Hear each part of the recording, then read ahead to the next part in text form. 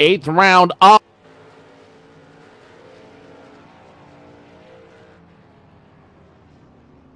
Round 8 of the Maritime iRacing League comes back to New Smyrna Speedway. 150 laps getting ready to track down here at New Smyrna as the Maritime iRacing League Winter League continues live on LSRTV. Good evening, race fans. Joe Cortez, Evan Pasoko calling all the action for you. It's been a very entertaining season, both on and off track, Evan, and tonight's race is going to be no exception to that. Lots of veterans coming against a lot of newcomers here who have worked their way up through the Sportsman Series to tonight's Super Series A main. Should be a lot of fun watching these two worlds collide.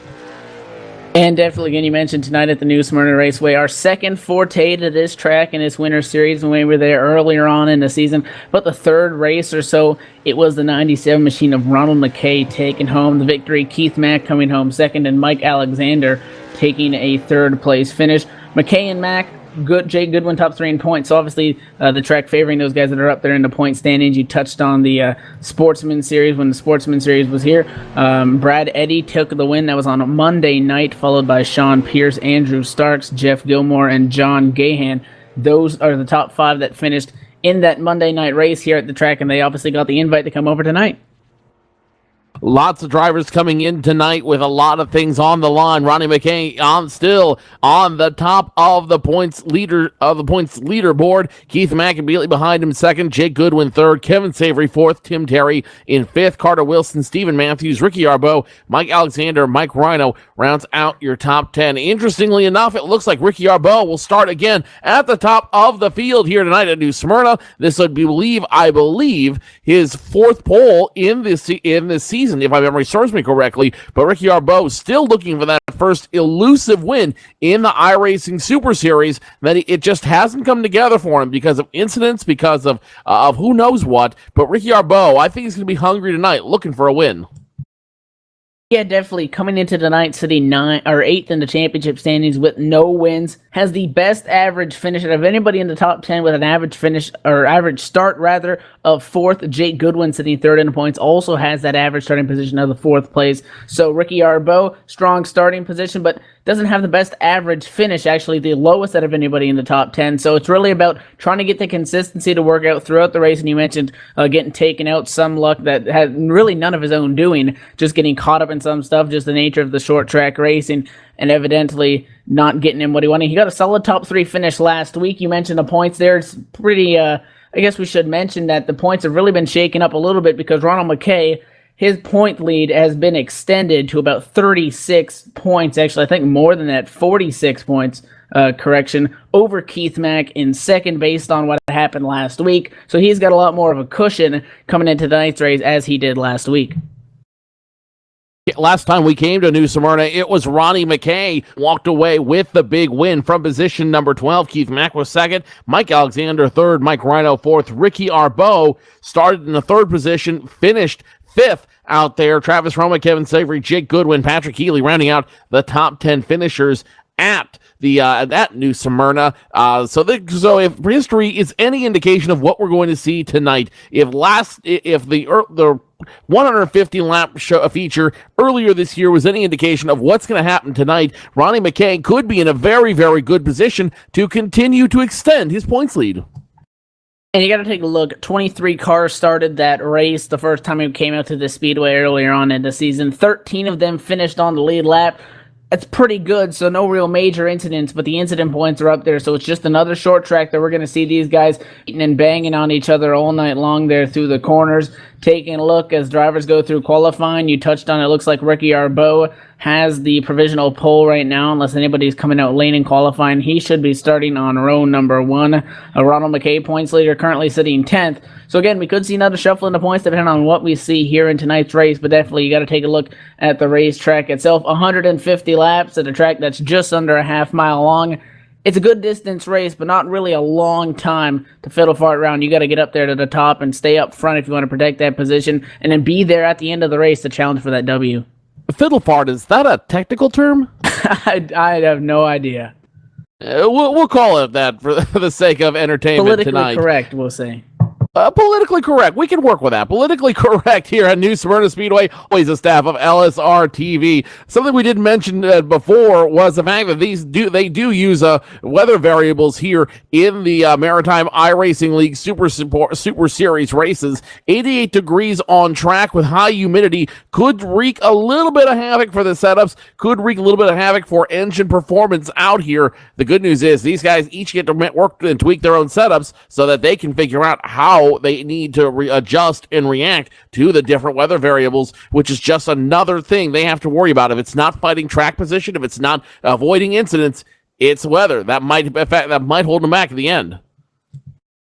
Talking about incidents, listening in right now to the pre-race briefing, you could say, from series admin Tim Terry, talking about what we saw last night if you tuned in here on LSRTV for the NASCAR iRacing.com Pro Series, where some drivers were having some discussions over the radio about an incident, and they immediately got their chat removed, and Tim's going over and letting the drivers know that they're not going to accept any communications over the radio discussing any incidents on track, which is one thing, Joe, that we tend to listen into as these races progress. So it's going to be interesting to see how the officials keep an eye on these drivers and keep everybody on track, so to say, and on the straight and narrow for tonight's race. We've already seen a lot of penalties come through this season. If it wasn't for driver fraud, it was for a couple other things out there that happened throughout the season. So, drivers absolutely need to be cognizant of where they're at in the position, but while within the rules. It wouldn't surprise me if things change, if we saw some things change tonight and we saw some guys get worked out as a result of some of the incidents. Running order on your screen just a moment ago. Ricky Yarbeau, you still are currently scored at the top of the pylon. Keith Mack will start third. Jake Goodwin fourth. Mike Rhino fifth. Ronnie McKay will have to dig his way to the front from the 8th position out here on this field. A lot of other drivers here. We'll start 22 drivers scheduled to start the feature tonight. And again, several drivers that came up from the Sportsman Series will be featured in tonight's race. And definitely, we're about getting set here to get going for some green flag racing. Qualifying coming to an end, so we're going to go down trackside and go to the national anthem. Actually, never mind. We're going to stay up here in the broadcast booth. Some technical difficulties going on down there. So, Joe, we got an extra minute to talk about this race. Time's running down. You got to look at the 61 of Ricky Yarbeau. He's got that pole. Has one of the best average starting positions out of anybody in the top 10. Still has not got that win yet. Now the question is, can he get it done tonight? That one win, that first win, has evaded Ricky Yarbeau all season. He has looked for it, he has fought for it, and Ricky Yarbeau has not put together a bad season in the least out there.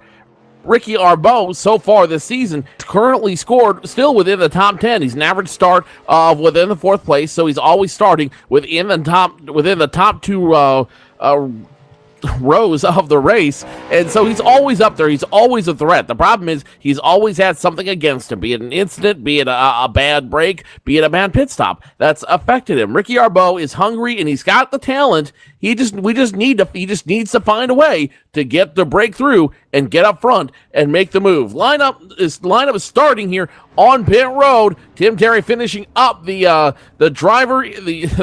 pre-race the re-race drivers meeting, I should say, and in just a moment we'll go to Green Flag Racing here at New Smyrna. And definitely the pre-race, you could say the laydown by Tim Terry, letting everybody know what the rules are, has come to a completion. Everybody's doubled up on the pit lane, and we're looking to go green here soon.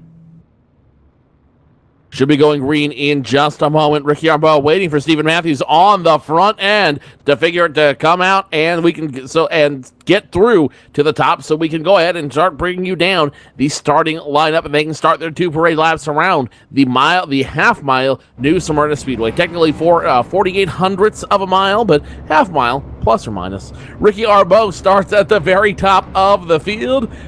He is going to be the one that all eyes are on tonight. Ronnie McKay, last time we were here in the Super Series, he started 5th and was able to win the race. Tonight, he's going to have to dig a little bit deeper. He's going to start in the 8th position. Now, that's not a bad place to be. We've seen Ronnie McKay work through traffic before, but this is the first time he's had such a deep talent field in front of him. Carter Wilson, Mike Rhino, Jake Goodwin, Keith Mack, Stephen Matthews, all going to be in front of him, all going to start in front of him, and he's going to find a way to get around those drivers in order to bring home the win tonight.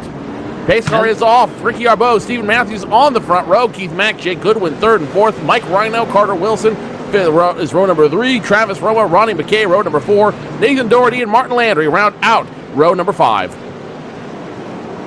You got to take a look at the 11th place car. 38 Travis Roma, Mark Williams, and 12th, 13th is Sean Pierce, Scott Negus in the 14 machine, or in the 14th place rather than 93. Christopher Garnett, F. Gilman, Andrew Starks, Doug Hubley, Tracy Foster, and Valmont Galiant. Going to round up positions 11th through 20th here as we have the one to go, and we're going to be looking for the green flag. With Valmont Gallant coming in from the Sportsman Series, he will start 21st on this field, and Rick Greenwood in the 11 machine, a regular here in the Super Series, did not elect to take time. So 11 rows of drivers, 22 cars will start here at New Smyrna Speedway. The big question is, will all of them finish, as it seems to be every single week here in the Maritime iRacing League. Pace car makes its way down pit road, green flag flies, and Ricky Arbeau gets the jump early. He will be he will get the advantage here. Mike Rhino on the outside being fought with Jake Goodwin. Position is now for second. The 48 of Goodwin's going to have to give that up on the inside lane. Mike Rhino's going to hang on the top to assert himself in the second spot. Contact behind them. The 6th of Nathan Doherty's around. 3 got into cautions out. He spins it back around, and now they're wrecking behind him as well. As I do believe another car is going to get turned into the outside wall, and they stack them up in 3 and 4 there on lap number 1. And going to put us into our first caution after the 3 machine of Jarrett Butcher just entered that corner completely, almost in the grass, and just took out the 6 machine. And some guys behind that got collected as well, including the 2 car. That is Christopher Garnett, who actually got spun after when they were trying to avoid the cars wrecking in front of him.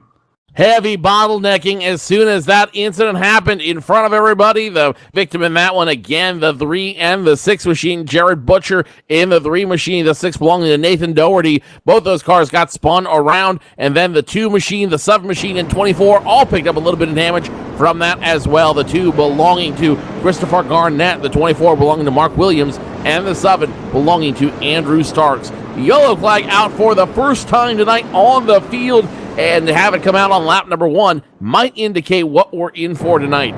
A long yellow flag race that might be decided by how the yellow flags fall. And that can definitely make this race a lot longer, not only in actual time-wise, but for the drivers. They want to get out there, they want to get on the green flag, they want to get in a rhythm and start knocking off some laps, get in a fluid motion, and try to work their way through the field if you're starting outside of the top 10. If you feel you have a strong car, maybe you just didn't nail that qualifying lap, you want those green flag laps to run these guys down. If they wreck out in front of you, it would make it a lot easier, but when you're sitting under the caution flag going around and around and around on the yellow flag, it's really going to make these guys antsy, and if anything, they're only going to hype up these restarts more, and again, could cause a headache for these guys. Could 150 laps, if you run a good majority of that under the yellow flag, it could be a long night out at the track.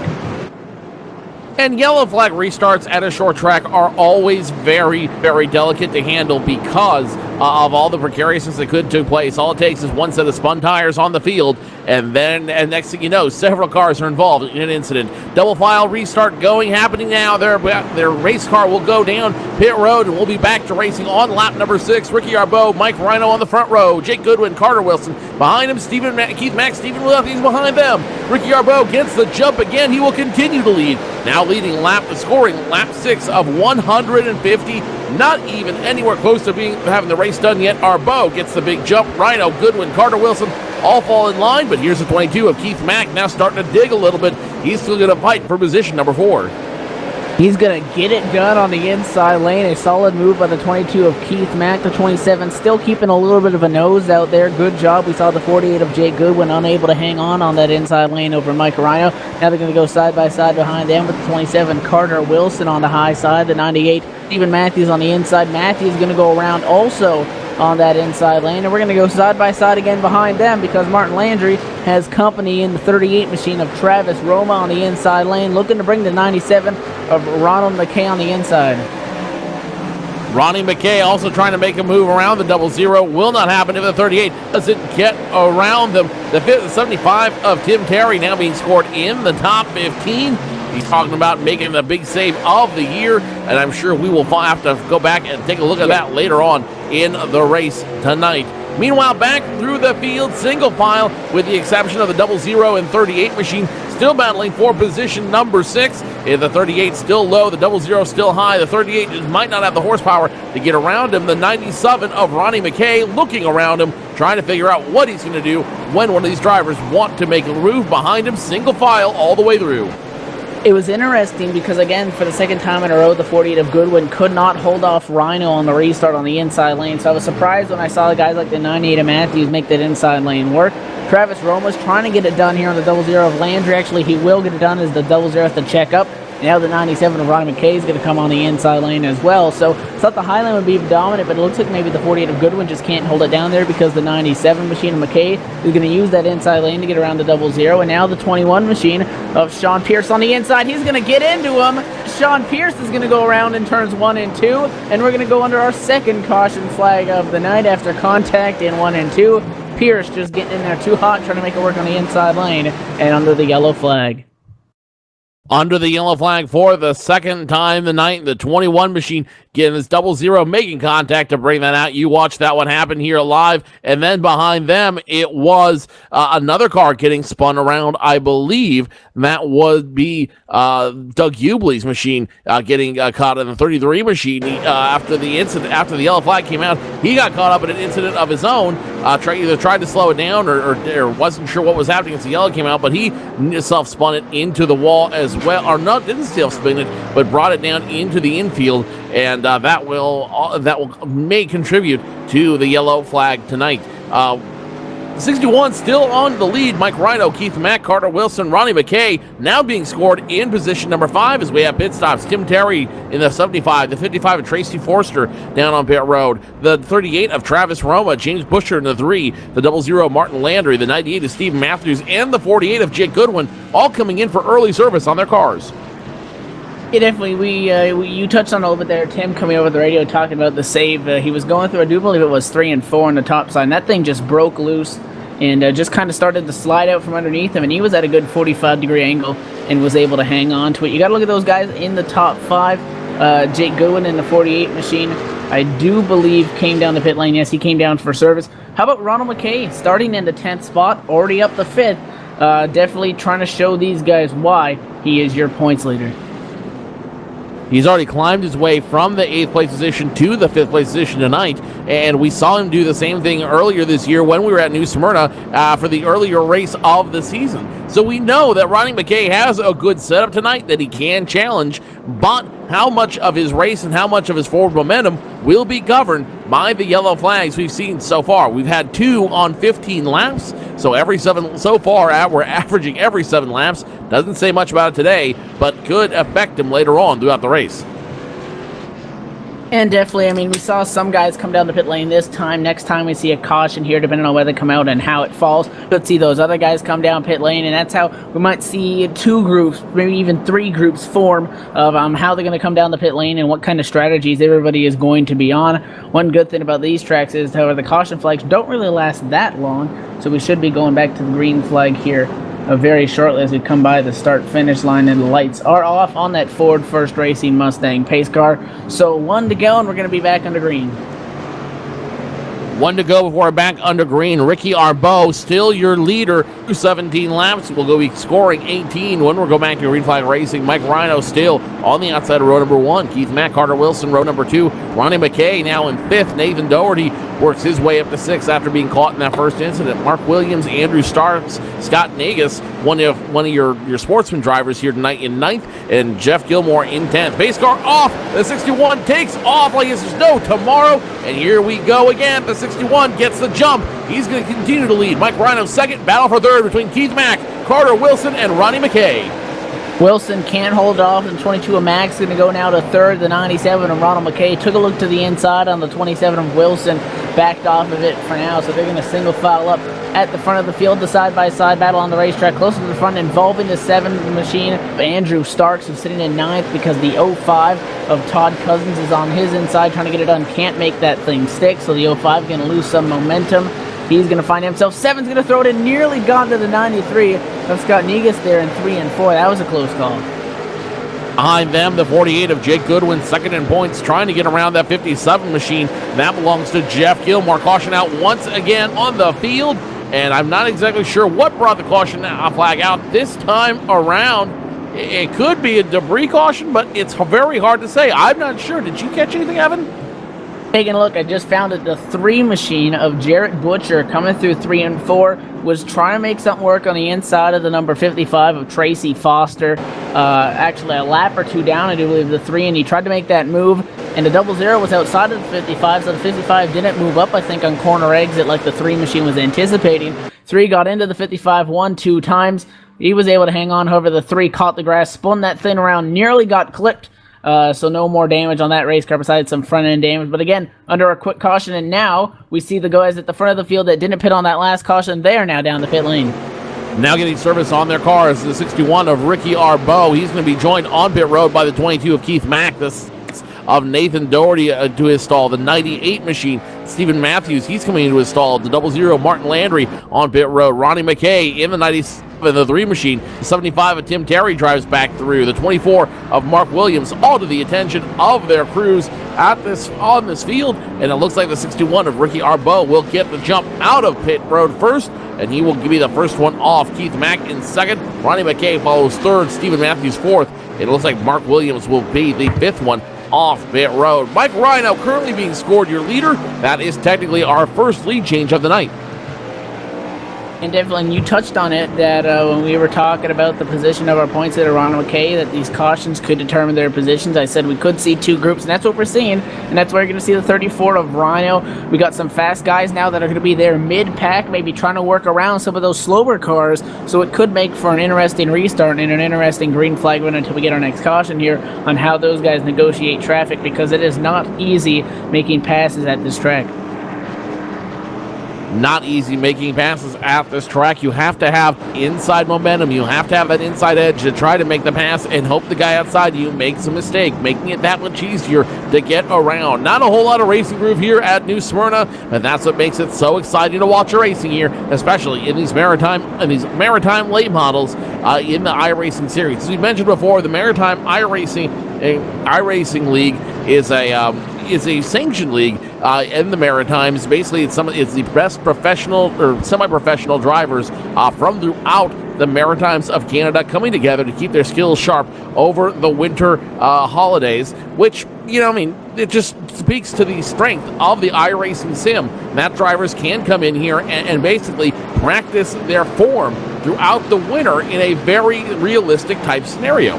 Mike Rhino, Carter Wilson on the front row as the lights go off. Scott Negus in third, Andrew Starks in fourth, Todd Cousins, Jake Goodwin, Jeff Gilmore, Travis Roma, Sean Pierce, and Valmont Gallant, your top 10. They will be getting ready to go green flag racing this time by. Pace car makes its way down pit road, and now all eyes on Mike Rhino as he gets ready to make the jump. Pace car's away. Here we go. Mike Rhino gets the jump. He will officially lead lap 25.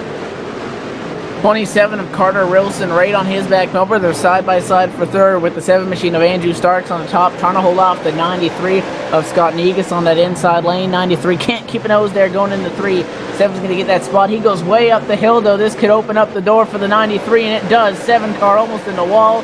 The 93 is going to go by the 05s, looking to the inside. Almost gets into there, almost 3 wide now is the 48 of Jake Goodwin. Trying to make quick work as both of these guys. Goodwin's going to go on by the 7, holds up the 05 on the outside lane, and they're trying to get this sorted out. Andrew Starks, not where he wants to be, skid no man's land. He will lose 2 positions. He will drop from 4th to 6th as they cross the pink checkered line out there. Tim Terry now breaks into the top 10. Behind him, 3 wide, the 16, the 22, the 55.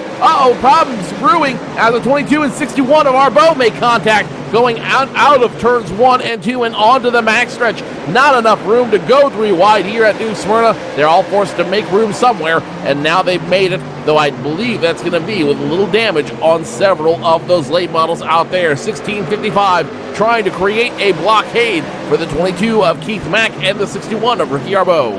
How about the 55, Tracy Foster on the inside? They're really stacking up back here. Now we're 2 wide, 3 rows deep, the lead group, and a caution flag is going to come out, an incident on the racetrack. He's going to throw us under the caution flag here, so 3rd caution of the night on the racetrack, trying to find the cause of the incident. Can't find it at the moment. Looks like a car spinning off turn number 4. It is the 3 machine of Jarrett Butcher with trouble. And that is the third time we've seen Jared Butcher involved in some way, shape, or form of trouble tonight. He is bringing out 3 yellow flags. If it isn't an incident, this is his second self-spin that he has done, especially coming off that turn 3 and 4. What do you think about this, Evan? Do you think that something's wrong with the 3 machine, or is he just trying too hard to drive it through that turn 3 and 4, make that transition from the flat turn to the even flatter straightaway? Gotta think that he has some damage on that race car, considering you mentioned that we've seen him in some incidents before. The car really does not look stable, but he wants to keep up. He wants to go as fast as he can, so he remains on that lead lap and in contention, because he can still do pretty good in this if we consider to see caution after caution after caution. So I think he just overdrove it a little bit, but definitely the car having damage contributed to that as well. Now the 3 back on pit road, the 00 machine of Martin Landry in front of them, and they're going to do whatever they can to try to get the 3 machine of Jared Butcher back in race condition and try to figure out what they're going to do to get him to get that car competitive out there in the field. And definitely, so under another caution flag here, drivers over the radio discussing various pit strategies and whatnot. Taking a look, the number 21 cars on the lead lap at this point in the race. Taking a look at everybody else here. Single file lights still on the pace car right now, so we're going to go around a couple more times and get set up again. So, Joe, you touched on about our average distance for the green flag, around about 7 laps. I think that's still pretty accurate here as we continue to work under the caution flag. So there's just really not a lot of room on the short track, and you can't really expect much more. Not a whole lot of room, and a lot of guys trying to force the issue early here at New Smyrna, be it by aggressive driving, be it by having a hard time getting around other drivers with each other. But this is what the Maritime iRacing League is known for as well. Aggressive driving, hard driving, and the winner has to really survive a gauntlet of other talent around him in order to make his way to the front and claim his take in this Maritime iRacing League. Mike Rhino continues to lead, and so far we have not had a green flag pass for the lead. All of them have been under the caution flag. Mike Rhino, Carter Wilson will be on the front row when we go back to green flag racing in 1 lap. Jake Goodwin, Scott Negis in 3rd and 4th. Andrew Stark, Sean Pierce, Travis Roma, Tim Terry with the big swan on the front of his car. Hollywood in 8th. Belmont Gallant 9th, and Tracy Foster rounding out your top 10. Pace car will make its way back to pit road in just 2 more turns, and Mike Rhino will have once again an opportunity to get back in front of the field and lead some more laps under the green flag.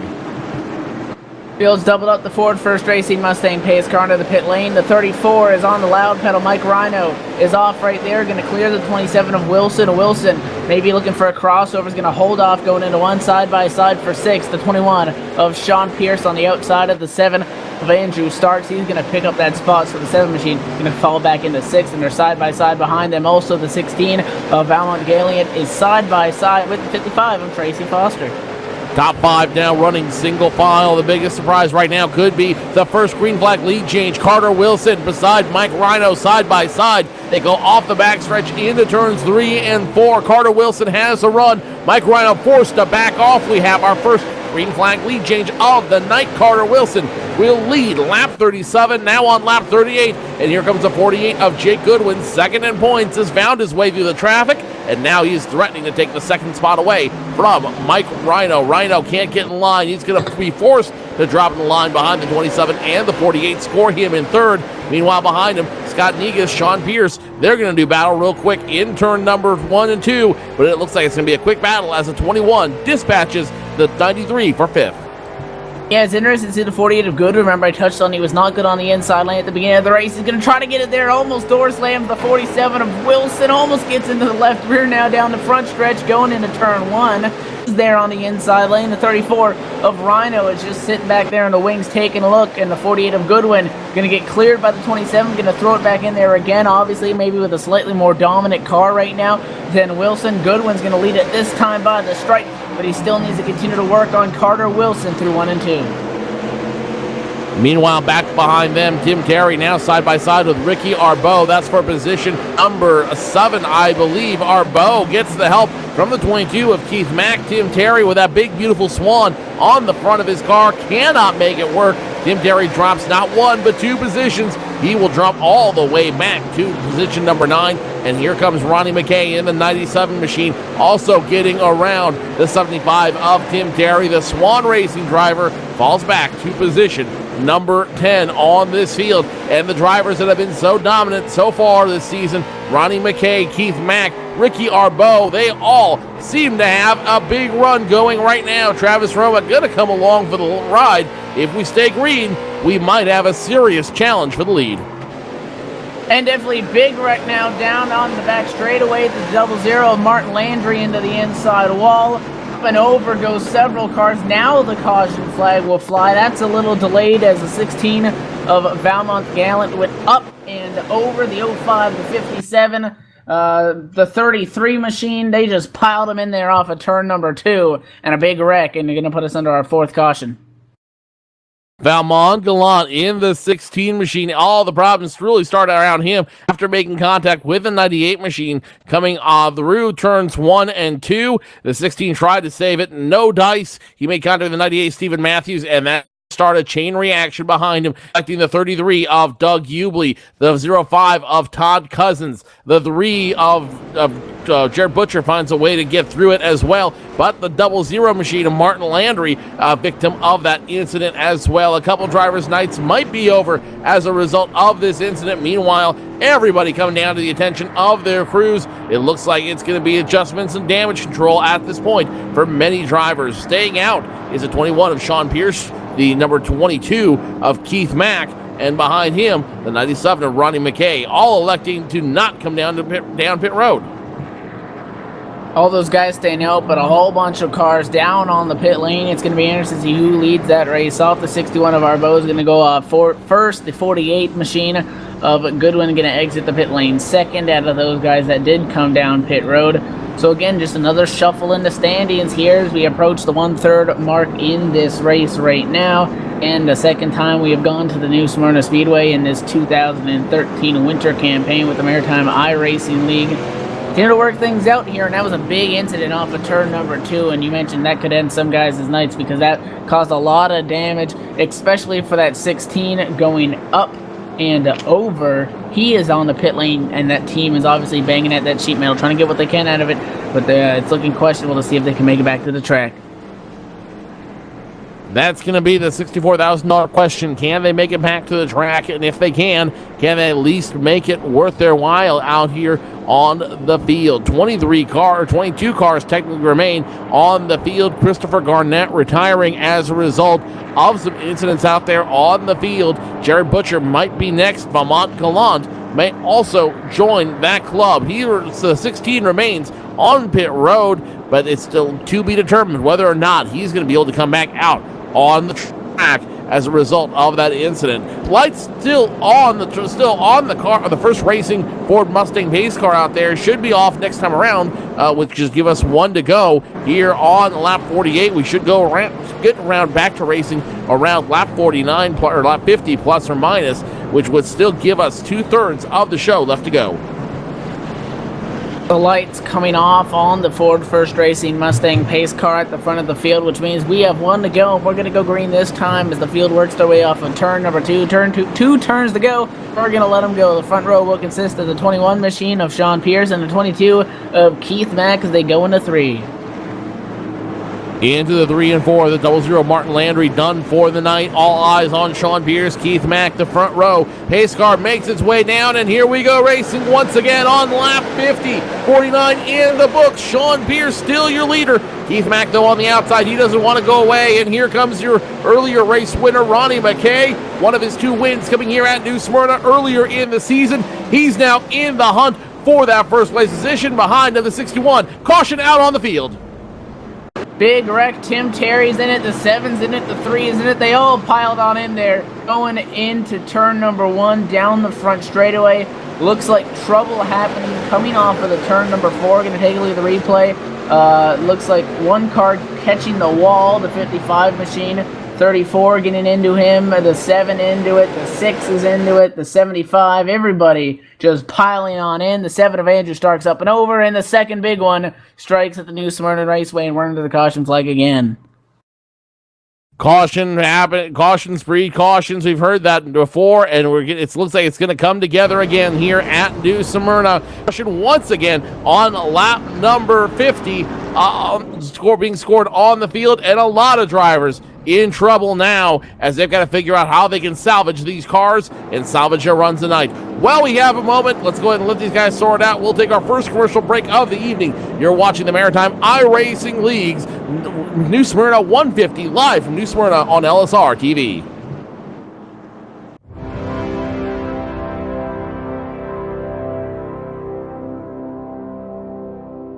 Race fans, it's time for those most famous words in motorsports. Drivers, start your engines!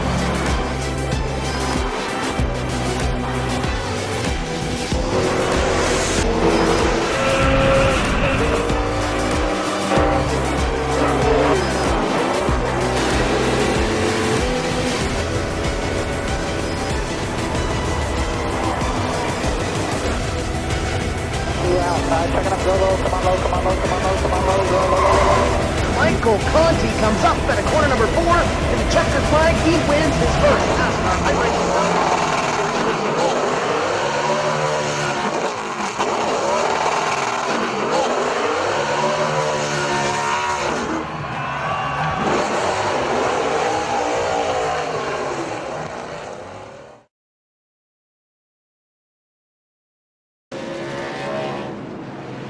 Welcome back to our live coverage of the New Smyrna 150 part of the Maritime iRacing League here live on LSRTV. Sean Pierce still up front as we get ready to go back to green flag racing. Chief back second, Ronnie McKay, Ricky Morrow second in the second row. Carter Wilson, Travis Roman in the third row. Pace car is off. Green flag flies. Sean Pierce, he gets the jump, and we are back to green flag racing. She's getting Sean Pierce in front of this field. Here comes the number 97 of Ronnie McKay, though. He's going to challenge the 22 of Keith Mack for the lead.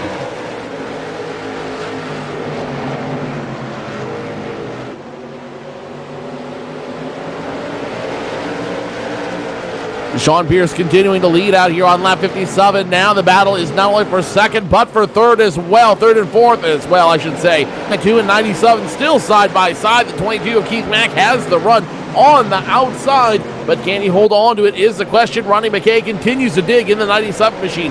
Meanwhile, behind him, the 61 of Ricky Arbeau, your pole sitter. Carter Wilson, the 27, underneath him, as well as those 4 drivers. Now make that 5 drivers as the 38 of Travis Roma gets in the mix as well. 5 drivers looking for 6 positions. Not just an absolute recipe for disaster, but these drivers handling it as best they can. Ronnie McKay, the big winner in that one. Keith Mack immediately behind him.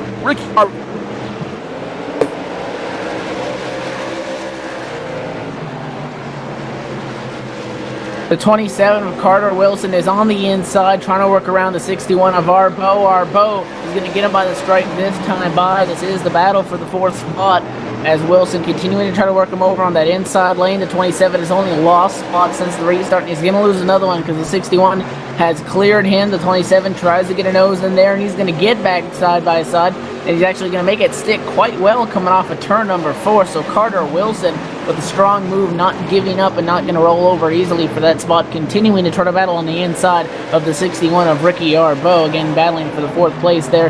They also the 38 Travis Roma, he's just sitting right behind these guys, so if either of them mess up and overdrive it, the 38 is going to pounce and capitalize on that as well.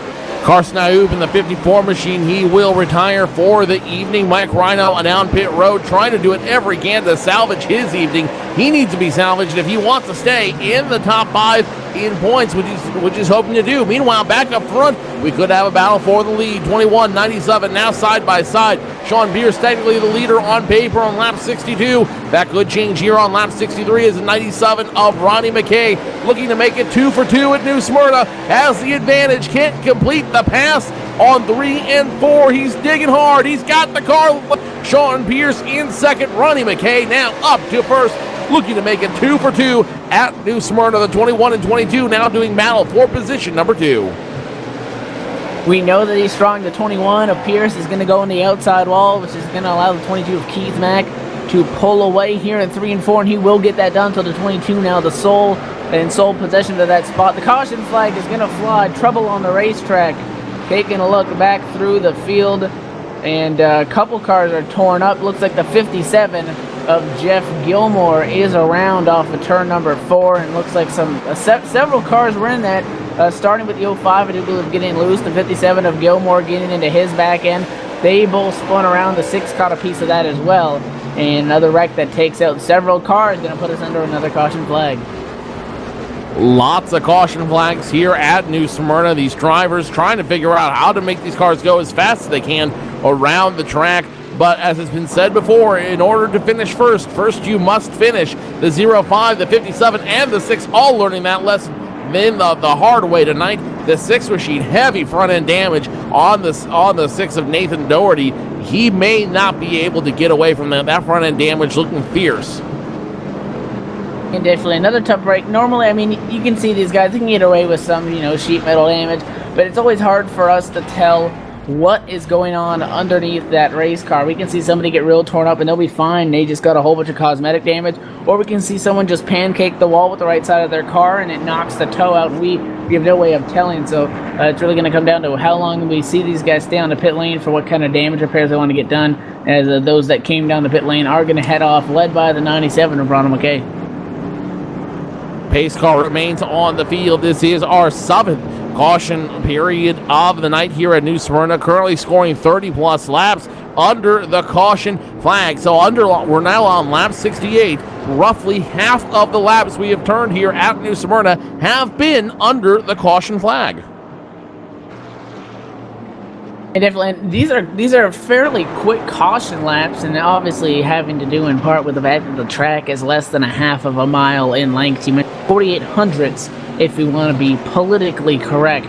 Right now, showing only 12 cars on the lead lap, and we're only on lap 67. 13 cars were on the lead lap at the end of the first race here earlier on in the season. So this one looking to be a lot more costly for some of these drivers that we've seen incident after incident, caution after caution. And you touched on the cautions breeding cautions. We really haven't had a long green flag run in order to get away from those cautions to try to separate these things out and get going for a little bit. Up front, it's going to be Carter Wilson technically with the lead right now as the pace car lights remain on. Scott Negus, who is one of the drivers that transferred in from the Sportsman Series, could make a big splash here tonight. He's currently sitting second. Ronnie McKay now in third. Ricky Arbeau behind him in fourth. Sean Pierce in fifth. The number 9, I believe that's the 98 of Stephen Matthews, will be your lucky dog this time around. So Stephen Matthews will be back on the lead lap. Only 12 cars on the lead lap here at New Smyrna. Everybody else at least one lap down. That's almost exactly half your field, at least one lap down. Meanwhile, Carter Wilson, Scott Negus will be your leading pair. And if you look at Carter Wilson's car, it's incredibly clean right now. No damage on that machine. He could have a good run tonight. All eyes will be on him as the first racing Ford Mustang pace car makes its way down pit road. The 27 will be restarting it as soon as they go back to green flag racing in one lap. Yeah, the officials delaying it there at the last moment. So we come by, the lights are now back off on the pace car at the front of the field, and we're going to be looking for the green flag here. It's going to be the 27 of Carter Wilson on the front row with the 93 of Scott Negus in the, an interesting paint scheme he's got going on there. He does have some rear end damage as opposed to the 27 of Wilson. Wilson's car looking pretty clean for the action that we've seen him in so far tonight.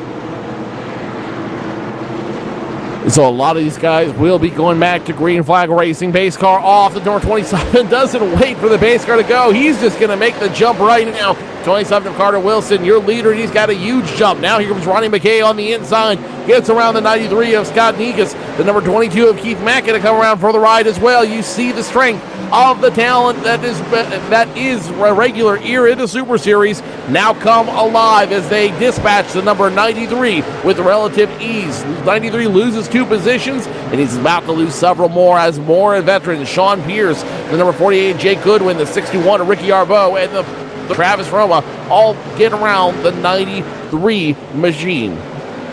Negus just can't hang on to that. Carl up the hill. He's going to catch the 61 machine. Arbo hard into the outside wall down the front straightaway.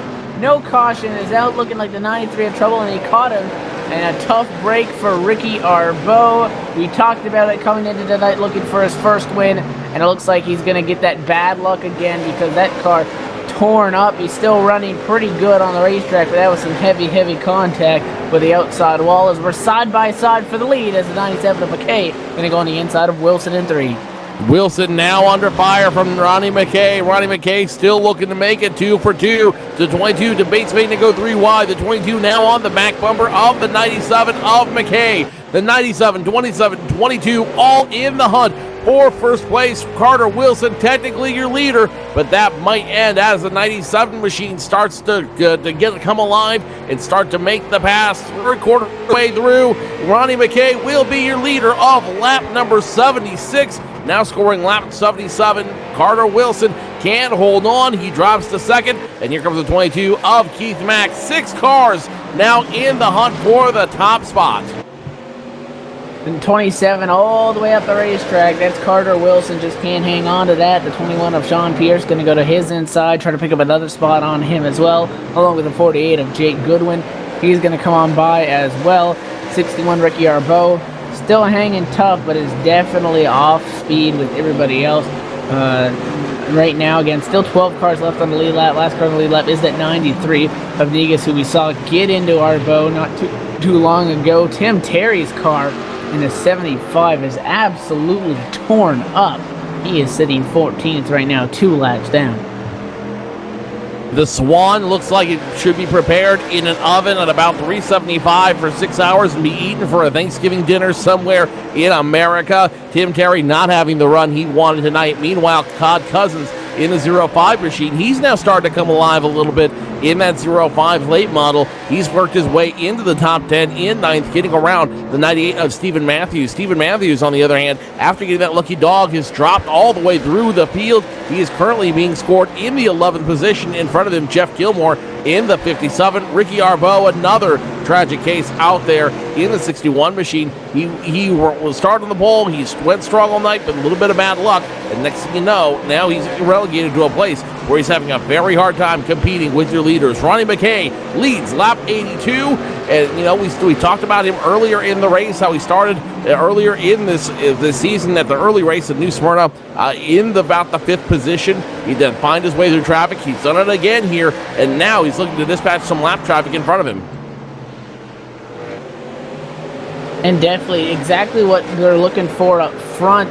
Ronnie McKay trying to run away with this thing. The 22 of Keith Mack is not letting him out of his sight. He is on his back bumper. The 21 of Sean Pierce, who didn't look too strong there when we saw him up front, is hanging tight with these guys sitting in 3rd. And then the 48 of Jake Goodwin, again, just so strong, 3rd in the championship standings, coming to tonight with 2 wins.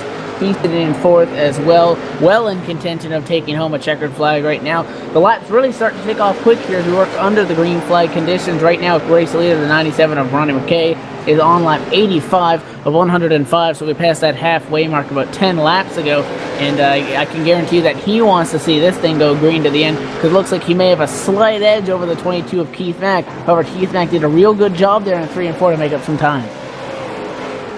Keith Mack is starting to dig here, and he might have something to go. The problem is he's still got plenty of racing left in front of him, currently scoring lap 87 of 150, or lap 86, I should say, of 150 on the field. Still at least a third, a little less than a half of a race left. The 97 and 22 need to make sure that they can conserve what they've got underneath them. Otherwise, that could open the door for Jake Goodwin, who's already won 2 races in this series. Sean Pierce, who's been a regular. Carter Wilson, who's in your top 10. And Travis Roma, who's always a threat to win week in and week out. Battle now brewing for that 5th place as Travis Roma in the 38, trying to get around Carter Wilson in the 27. Didn't happen that time by, but the 38 looking around him. I think he's got something. He's just waiting for the right moment to make his move.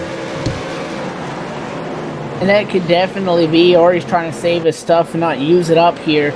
If they believe that they're going to go green to the end, he wants to save a little bit because it's still a pretty great distance to go until we hit that checkered flag once we reach lap 150. Ronald McKay opening up about a 0.3 of a second lead over Keith Mack, taking a look on board with the 38 of Travis Roma. Roma's got the 27 of Carter Wilson right up in front of him. Wilson up to the outside wall. Now the 38 is going to try to make something work there on the inside going into turn number 1. 27 of Wilson going to wave him on by, so Travis Roma in the 38 machine can move on up to P5. Carter Wilson getting dispatched by Travis Roma in the number 38 machine. Sean Pierce still looking strong up there, and now Jake Goodwin. He looks like he's catching up just a little bit, but he's still keeping time between the 22 and 97, making sure that he doesn't make a mistake that could cost him a race later on in down the road. Lots of drivers still trying to compete on that lead lap. 12 cars remain on the lead lap. The last one being the 93 of Scott Negus. Ronnie McKay, Keith Mack, Jake Goodwin, Sean Pierce, and Travis Roma, your top 5 right now. Carter Wilson, Ricky Yarbeau, Mark Williams, Todd Cousins, and Jeff Gilmore round out your top 10. The last 2 on the lead lap, the 98 of Stephen Matthews and the 93 of Scott Negus. Nathan Doherty, Tim Terry, at least through 2 laps down. Andrew Starks, also several laps down. Doug Ubley still on the track, but I'm not sure how or where he's going. And Mike Rhino in the 34 machine has not called it a night yet. The crew's still underneath the hood of that machine, doing everything they can to make it work. Now side by side, the 27 and 61 as they get around the 75, the cooked goose of Tim Terry. He is up in the outside wall. That car is just absolutely destroyed. The 24, Mark Williams going to try to make something work as the 27 of Carter Wilson continuing to slide back on this green flag run. This is the battle for the 7th position. Mark Williams can't quite hold it on the inside through 3 and 4, and the 27 of Carter Wilson's going to hang on for now, but we've seen Roma and now Ricky Yarbeau go around the 27 of Wilson. Surprised at how well the 61 of Ricky Yarbeau's car is running because he made really heavy contact with the outside wall, and again, that comes back to the fact that to me that looked like that would have caused some major issues. But he's pretty much okay in the 61 machine, not as fast as our race leader. Obviously, he's sitting about 4 seconds off them, but his car is still competitive to try to get up a top 5 here if we go green, or even if we see a caution, anything can happen for him for sure. But the 24 of Mark Williams trying to get around the 27 of Carter Wilson. He's faded back a little bit and will try to gain back some speed and eventually try to make that pass once again and challenge for that spot. Ronnie McKay, though, Keith Mack, only about not even a quarter of a car length, maybe a quarter panel between those two late models as they continue to run on lap 97, scoring 98 when they cross the line. Lap traffic now could come into play as the 93 machine. That's Scott Negus about to go 1 lap down. Negus trying to do everything he can to hold him off. Now he's going to go high and let the leaders pass underneath him. The 97 and 22 go with ease around him and the 33 of Doug Ubley. The 97 now getting the big run. And here comes the 48 machine. Jake Goodwin out of nowhere, now challenging for a podium position.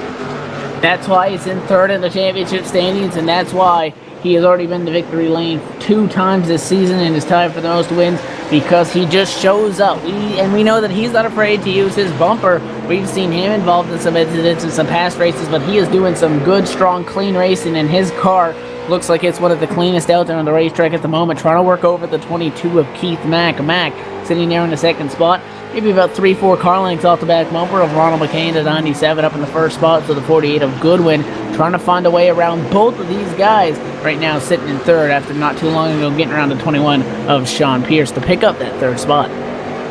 Ronnie McKay remains in the lead. Keith Mack now putting the nose underneath. He's side by side with Ronnie McKay at the line. He will not get the lead that time. Almost had it, but didn't get close. Oh, the 22 and 48 now make contact. Yeah, I mentioned the 40. It's not afraid to use the bumper, and he got into the 22 of Keith Mack there. Mack able to hang on, but that's going to hurt both of them because they just lost a lot of ground on race leader Ronald McKay, and all those cars pretty much even to this point in the race. We saw them battling there, pretty much staying with each other, so not what they wanted to see, definitely, as McKay's now got a half of a second lead over Keith Mack, and about a 1.5 second lead over Jake Goodwin right now, sitting in third. So the aggressive driving is going to bite them, and they're going to have to try to make up that ground again if they can catch that 97 machine.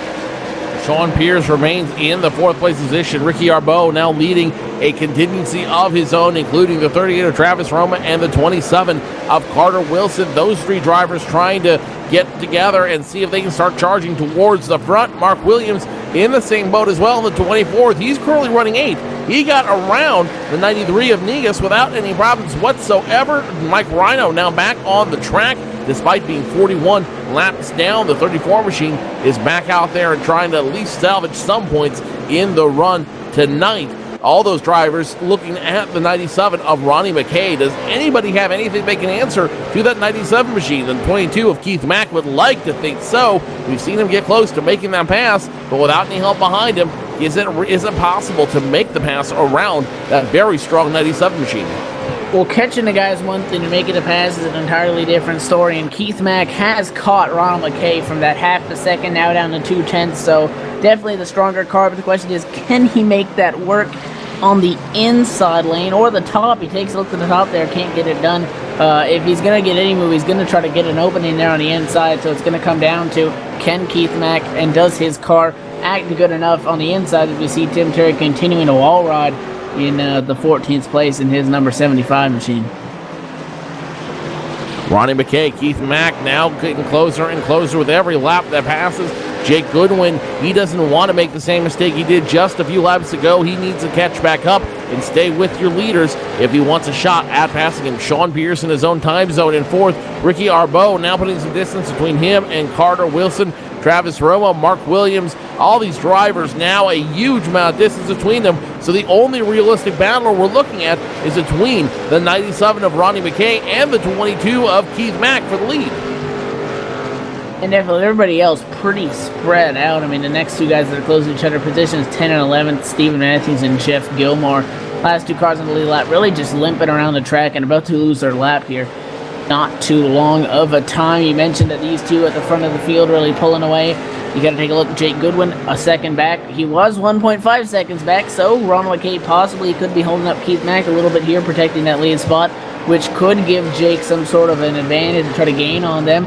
Then it's about 3 seconds back to Sean Pierce in 4th, over 4.5 seconds back to Arbeau in 5th, and so on so forth. So they really have pulled away once we got this green flag run going, but Mack is applying the pressure. He took a look there to the inside on turn number 3. He's not going to make it stick quite yet, but he is on the back bumper of the 97. He's got a little bit of a run off 4. Going to stay in line 4 now, but Keith Mack applying the pressure on Ronald McKay. Ronnie McKay, Keith Mack doing battle at the front of this field. While they're doing battle, let's go ahead and take a commercial break to let them sort out and figure it out. We'll be back with the conclusion of tonight's New Smyrna 150, part of the Maritime iRacing League, live on LSRTV.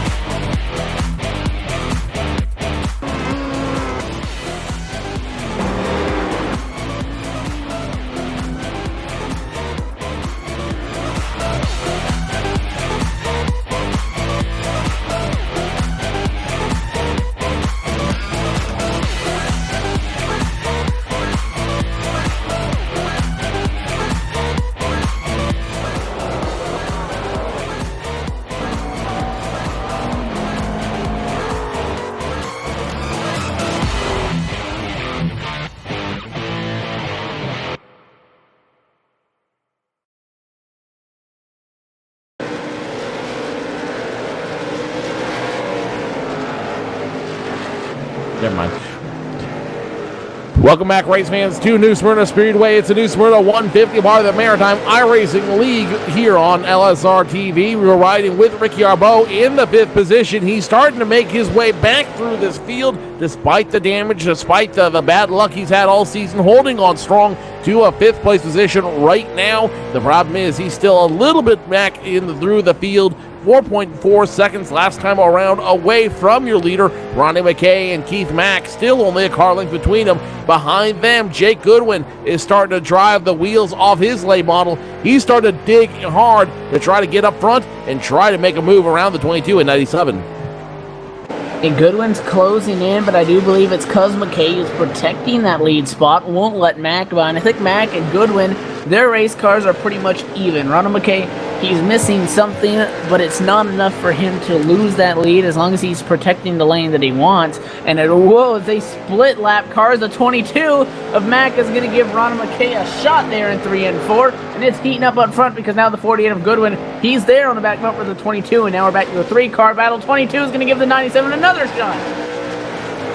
97, 22, 48, all fighting literally and figuratively among themselves for who's going to lead this race. Lap 121 in the books. McKay will not give it up. Keith Mack, Jake Goodwin, however, have something else to say about that, and they may remove him by force if they have to. Ronnie McKay, though, dominant on this track. He won here earlier this year in New Smyrna.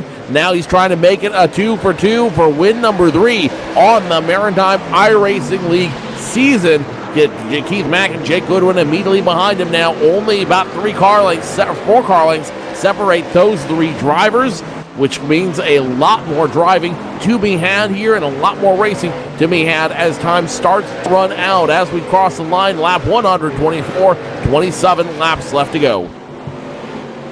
Picking up front, the 22 of Mack is going to get trouble with the 48 of Goodwin's on the inside. Can he make it stick there? He's going to be side by side going into turn number 1. He's there on the 22 machine. Actually, that was down the backstretch. This time by the front stretch, the 22 of Mack is able to hang on right now for second. Goodwin, though, looking to try to get around Mack while Mack tries to look to get around McKay. These guys now have about a 4-second cushion. Ricky Arbeau is actually now 3.7 seconds off as opposed to 4.4 not too long ago. Actually, no, that is Sean Pierce in 4th place, 3.7. So everybody pretty much remaining the same now as the leaders, but separated by a car length each right now. Not a lot of time left. Joe currently working lap 126 of 150. So 25 to go, 24 to go this time by the start-finish line. 22 needs to get something going, and Jake Goodwin has something else to say about that as he continuously tries to get on the inside for second.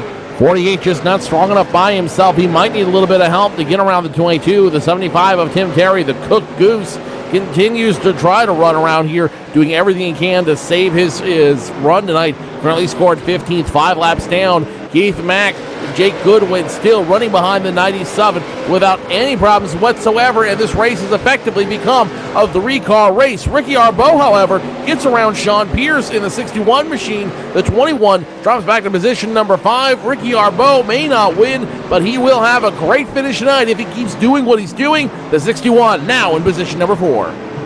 Yeah, real good job for him. Again, I didn't think that he would have anything left after he smacked that wall.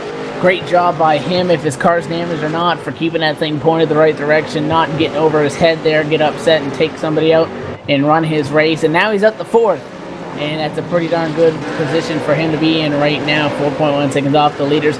Still single file up front here, but the intensity continuing to pick up. We've seen the 22 of Keith Mack as what he claims was radio unintentional contact with the 97 of Ronald McKay, but I do guarantee you that if we get this thing down into those closing laps, both the 48 and the 22, I don't think we'll be as hesitant to use those bumpers. And who knows, we might finish one of these things under the green flag as now the 48 goes inside on the lap car, 3 wide. Jake Goodwin on the inside of Mack, down 2.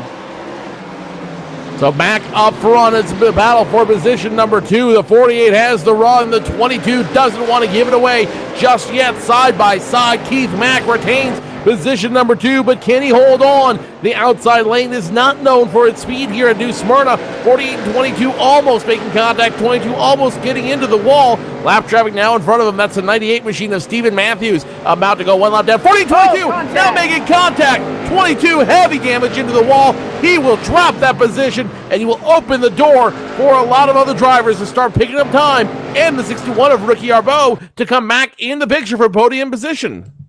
48 of Goodwin just ran Keith Mack out of room and put him in the wall. And now it's a 2-man race to the checkered flag, except Jake Goodwin has lost a considerable amount of time over the race leader right now as Ronald McKay running about 7/10 of a second in front of him. Goodwin's got to get on the loud pedal here after, again, contact between him and the 22 for the second time, as we've seen those three up front, evidently affecting both the 48 and the 22 in a negative way. And now it really changes the atmosphere of this race, because it's Ronald McKay's to lose now with an 8/10 of a second lead. He has a lap car in between himself and Goodwin. It's looking good for the 97 of Ronnie McKay right now to even lengthen his points lead and look for win number 3 on this campaign. Trying to make it to win number 3 with two wins here at New Smyrna, but it's closing in right now. 15 laps to go. Ronnie McKay not being challenged right now by the 48 of Jake Goodwin. Goodwin has to get around the lap number 98 of Stephen Matthews, currently being scored in position number 9. Keith Mack now 2 seconds away from your leader, almost a little over 1 second away from the number two position car. That's a 48 of Goodwin, and Ricky Arbeau 2 seconds away from the 22 of Keith Mack. Unless we see a caution flag, this race could very well end the way it runs right now. And remember, if we get about 7 more laps on the board, even if we do see a caution, it's over. No green light checkers in the iRacing system. So Ronald McKay in the 97 car is just looking to make it to about lap 145, and he should be home free and in the clear from Goodwin. Goodwin is not making up the time that he needs to challenge Ronnie McKay for that victory. Still about 8/10 of a second off. So Goodwin does not have the car to catch him unless Ronnie McKay makes an error, unless maybe the 97 has some trouble with the lap car, or if we see a caution here in these next few laps, could set up for a great finish. But right now, appearing that it is the 97's race to lose at this point, as Ronnie McKay in control at the front of the field. And looking through the field out here, really not a whole lot of drivers, a whole lot of battles being contested on the field right now. Nobody terribly close to each other to do battle with each other. The cars that are currently still on the lead lap getting around the cars that are lapped with relative ease out here. So it's not like there's a whole lot of positioning, a whole lot of things up for grabs right now. If a yellow flag does come out, it'll be because of a self-spin or because of a mistimed pass on a lapped car. Ronnie McKay now scoring lap 142, 9 laps to go here at New Smyrna before Ronnie McKay can add win number 3 to his resume in the 2013 winner, the Maritime iRacing League Super Schedule. And definitely knocking another lap off the board, but Jake Goodwin knocking 2/10 off the time once he clears the lap car that was in between him, but I think it may be too little too late. Continuing to try to close it in, Jake Goodwin driving it hard into the corners. It was 6/10 of a second last time by the stripe. This time by scoring is going to update for us. It's going to be 5.59 tenths of a second, or 0.59 hundredths rather, for Goodwin. Goodwin is really driving that corner entry real hard. It makes up time. It just affects his straightaway speed and corner exit. He's trying, though, and he's not going to give up, trying to catch the 97 of McKay as he can get sideways off of turn number 4. Getting sideways off turn number 4, able to save it, though. You can see all those cars digging just a little bit more than they normally would, trying to make something happen here in the last laps. Ronnie McKay's currently scoring lap 145, 146 as he crosses the line, 5 to go. McKay still in control of this field. Now here comes the 48 machine. He's trying to get close. He's starting to dig a little bit here, but it might be too little too late. Jake Goodwin doing everything he can to get up to Ronnie McKay and start a challenge for that first place position. About 2 car lengths now between the 97 and 48. 147 being scored, 4 to go. He is getting there. Jake Goodwin picked up about a 10th or 2 that last lap.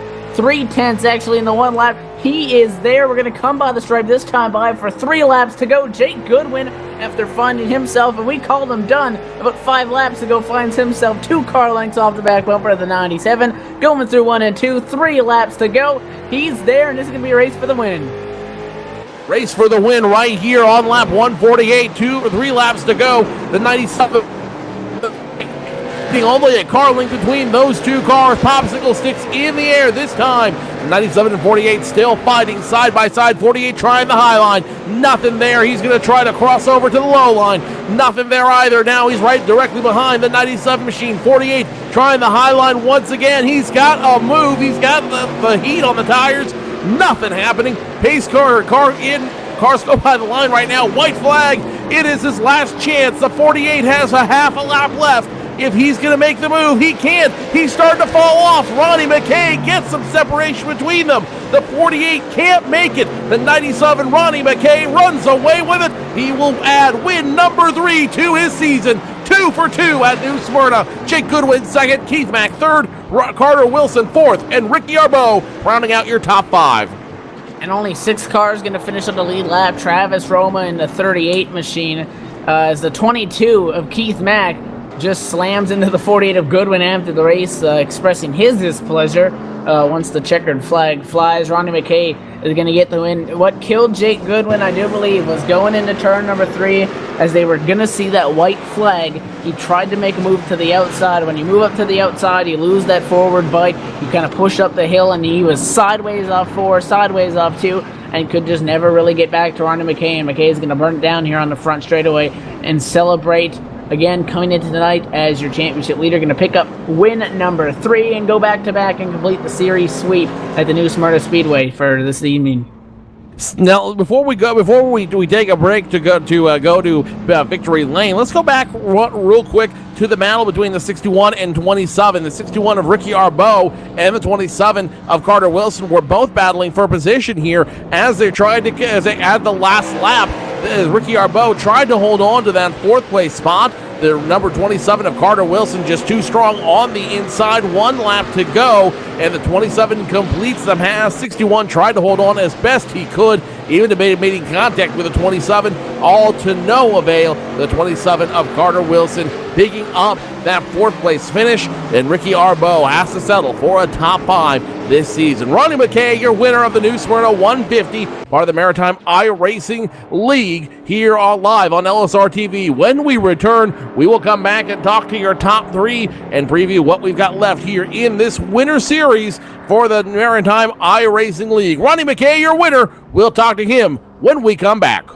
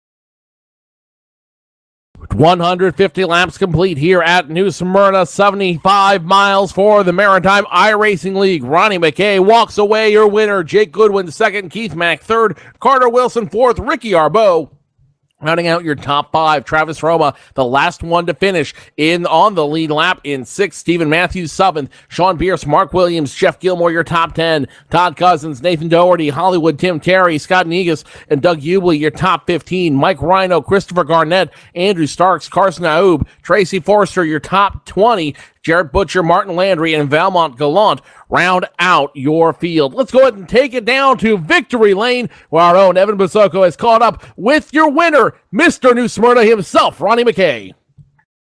And that's right, down here in Victory Lane on the front straightaway, Ronald McKay in the 97 is going to get season win number 2 here at this racetrack, and overall his 3rd win on the season, the 97. Ronnie, walk us through your race. Yeah, well, we started, I think, around mid-pack or so. We didn't have much of a qualifying effort. And we just kind of worked our way through the traffic there. There was some scary moments, but some really good racing. And then early in the race, around the first quarter, we went in the pits. I followed Ricky and Keith in, and we went way to the back. I think we were 13th, 14th, and 15th or something like that. And Steven was there with us in 16th. And that was scary for about 6 or 7 laps. There was nowhere to go, and everybody's checking up, and there's guys 3 wide. But a lot of fun racing, and then we just we got ourselves in position there, got the lead, and then a caution came out, and we went in the pits, and pit crew done the job, and we got back out and went to the front, and she went green from there. A lot of great racing by the guys. Everybody should be very proud of that run. I don't know how many laps it was, but it was probably closer to 70 laps or so. And we were able to hold Keith and Jake off, and ended up with the win.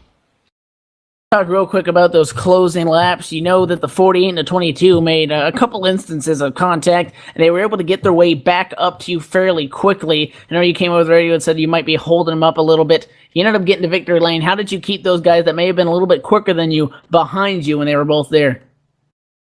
Well, at the start of that run, I think we were pretty equal there, and then Keith was, after we got some laps on the tires, Keith was a little bit quicker than me, and that was when I was kind of thinking that maybe I should just let him go, because I figured there'd be another caution anyway, and I didn't want to tie him up, and I didn't want us to get together racing hard for something with 50 or 60 to go, so I was thinking maybe I'll let him go, and then it kind of stretched out a little bit, and we kind of leveled off, and my car, it really stayed pretty good. I ended up a couple of times there, they got close when I was getting through lap traffic. I was really careful through the lap traffic, and the last 10 or 15 laps, I was just making sure I pinned the left sides down on the apron going through the corners, and I was getting a real good drive up off the corner, and they were gonna have to do something really spectacular if they were going to get by on the top, because from the center of the corner off,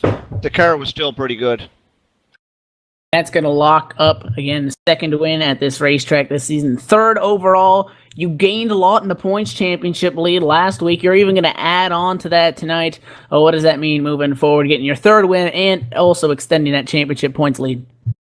Well, it means a lot to win twice at this track. And, I mean, I'll tell you right now, Keith and Mike Rhino and Mike Alexander, them three guys, like I said last week, they got this place figured out. If Keith was out front like I was, I don't think I could have got to his bumper and done any of the things that he was doing. So, it's a lot of this is track position, and then you have to be really, really a lot faster than somebody in order to get around them. But it means a lot. I mean, this is a tough racetrack. There's a lot of banking and stuff, and people would think, well, the banking will keep you in, and it's an easy track to get around, but it's really not. And we worked really hard this week, and pretty happy right now. We didn't gain many points. Keith and Jake are right there, but we gained a few. We keep finishing in front of them. 2 races left. Concord, or I don't know what we got for that track for the end there. That's somewhere where we haven't raced before. Oxford next week, the 250. We'll work hard this week, and we won there before, and we'll go back there next week and see if we can win that 250 lapper. And definitely, before we let you go here, who makes it happen for you on the 97th team? Any other shout-outs you want to throw out there? Yeah, Action Car and Truck Accessories, Tim's Corner Motorsports, and Sean Simple Signs. And I'd like to also thank Tim's Corner Motorsports for putting this on, along with J.D. Laird. That was great of them guys to come up there at the last second and go good for this. So good job by them guys. And well, congratulations on your third win of the season, and good luck moving forward here in the season. All right, thanks a lot, guys. Joe, I do believe now you're down there on the pit lane with our 5th place finisher, the number 61 of Ricky Arbeau. He had some trouble but managed to get a top 5 finish. Still in top 5 finish nonetheless, but Ricky, you got to be feeling it. You got to be feeling it now. Always the bridesmaid, never the bride. Yeah, it's definitely not getting the good end of the stick the past few weeks, but same thing as last week. I'll take a top 5, after getting wrecked. I did talk with the driver. Everything's fine. I just figured that he was going to move up a little higher, and my spotter's telling me that there's a car looking inside also. So I was kind of trying to stay in the middle, but I guess I just run out of room going up and got hooked in the wall, and it kicked my rear end over, I don't know, probably 6 or 7 inches at least, and made the car dog track, but it seemed to still work fine. I just You know, had to take the steering wheel off and recenter the wheel pretty much. But other than that, the car was good. You seem to have good cars week in and week out, and you've got all the talent to be up there and run with the top drivers in this league. Where do you feel that the disconnect is week after week for you and your team? Well, I guess I'm going to blame it on championship hangover is what I'm going to call it. Had a great season last year, had a great season the season before that, finished second in the points. I just moved up to fifth in points currently right now, so that's great. I'm happy with that. Just bad luck. You know, it's just I want to call it championship hangover, but it's purely just bad luck, and hopefully we'll get over it here in the next coming weeks. Nonetheless, you're still in good position right now with tonight's finish. You're up to fifth in points, just over 100 points away from the lead. With the rest of the lead, with the second half of the Winter Series coming up, what's the attitude and where are you guys at for the rest of this season? What's the goal for you and the 61 team? Well, our main goal is to win. As you said, we do have great cars every week. You know, props out to the team that I work with throughout the week, you know, doing an awful pile of testing and stuff. But we want to win. Hopefully we'll get one at least. If not, well, we'll move on to next season and just hopefully we can brush off that bad luck. Ricky, who makes it work for you week in, week out, buddy? Mainly I got to thank Energy Hour Productions Nick Story. He really supports me. He has all season. I'm glad that he's still with me. Looks like a good future with these guys. I got to thank Tim Terry and Tim's Corners Motorsports, JDR Graphics. I got to thank you guys, LSR, for putting on the great events every week. Ricky Arbo, fifth place in the finish tonight at New Smyrna, now fifth in points. Ricky, good luck to you the rest of the season. I'm sure we'll be talking again soon. Thanks, guys. I am a little bit hesitant now to turn it over to my friend Evan Pasoko because I know he has Tim Terry there, and Tim looks like he's ready to cut a Hollywood Terry promo. And definitely Tim Terry down here on the pit lane. Tim, a rough night, to say the least, for you and your team. Where did it all go wrong, pretty much? Well, we started off the night not knowing where we were with setup. I need to thank Harrison Weidlitz for helping me a little bit and JD Laird for helping me a little bit with some setup stuff. We nearly bought the farm first 10 laps of the race. I don't know how. I need to thank Jeff Gilmore and Todd Cousins and those guys that were behind me because we would have been junked at that point. But anyways, speaking about junk, we are going to give the 54 team some breaks because apparently they do not know what brakes are. I got plowed in from behind. That broke the rear end and add insult to injury when he spun me into the 7 and destroyed both of our nights. So it's tough. We had 4 straight top 10s coming in. I passed Scott Negus on the last lap or second to last lap to get 13th. But that car was junk. I need to thank Swan Racing, as I said, Ackles Racing, JDR Graphics, Tim's Corner Motorsports, and all the team. We fell 2 positions in points. My goal after last week was to finish the highest points position that I had before, and that was in 8th place, I think, in points. So if we can finish 8th place in points in the next 2 races, I'm happy we got out of here. I don't think I'm going to be getting any incident points this week because I didn't hit anything, but we'll wait and see what those admins say, and we'll move on to next week. And it's at 250 at Oxford. We've had a lot of great racing at Oxford in the past. I haven't fared well there before. I think I have a 6th or 7th place finish there in the past. I'm excited for it. It should be fun, and we'll move on and see what transpires next week. And definitely, you finished 6 laps down in that lucky number 13th position. From the racing that you saw with the leaders, how did you get a take, besides what happened with you and your car, the unfortunate incidents, what was really a summary from your perspective on the night of racing from everybody else here? I told my spotter, JD Laird, to grab me some popcorn because the way Ronnie and Keith and Jake were racing, when they passed me, I only saw them for 3 or 4 laps because they passed me and they went past pretty quick. But it was exciting to see. That green flag run at the end was absolutely amazing.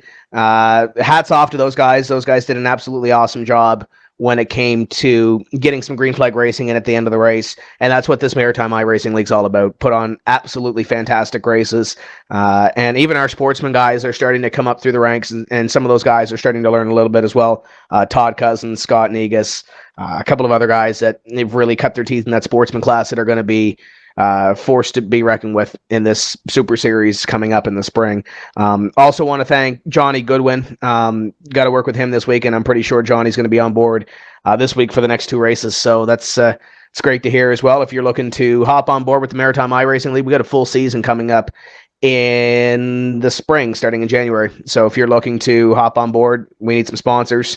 And as I said, JDR Graphics, Tim's Corner Motorsports for tonight, Patterson Sales and Service, and my sponsors, Swan Racing, Ackles Racing, JDR Graphics, the whole crew at Swan Racing. And that's about it. Tim's Corner Motorsports, I guess. So series administrator Tim Terry is going to be gunning for the top 8 in points, not satisfied with tonight's race, but going to move forward and look to clinch that. Joe? Hey, Tim, before I let you go, I do appreciate you cooking that swan on the front of your hood tonight, but here down here for American Thanksgiving, we usually eat turkey.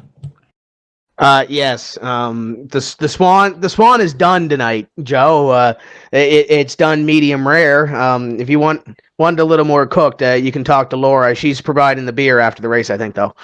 That's what I heard too, and so we'll have to go down to the production hauler afterwards and have a couple cold ones and a little bit of swan with our very own Laura Lawson. That'll do it for us here in the at New Smyrna Speedway for the Maritime iRacing League. Be sure to join us in 1 week's time, where we go racing for the second of the crown jewels in the Maritime iRacing League's Triple Crown. On behalf of my entire broadcast crew, our executive producer and camera operator Laura Lawson, my partner in crime Evan Pasoko, I am Joe Cortez. Have a happy Thanksgiving, everybody. Happy Hanukkah. We will see you in 1 week's time with the Maritime iRacing League. Good night, everybody.